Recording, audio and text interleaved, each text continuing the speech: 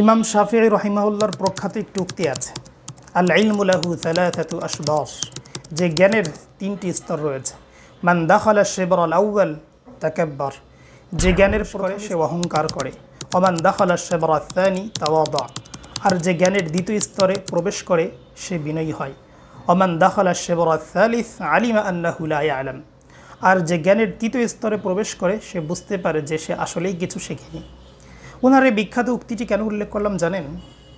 তিনি মক্কায় জন্মগ্রহণ করেন, শৈশবেই চলে যান তৎকালীন যুগে আরবি বিশুদ্ধ ভাষী হিসাবে প্রখ্যাত বনু হুজাইল গোত্র।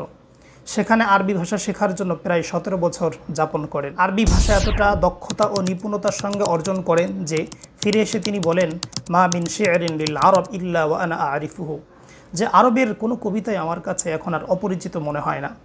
তাহলে একটা মানুষ কতটা দক্ষতা এবং কতটা নিপুণতার সঙ্গে একটা ভাষা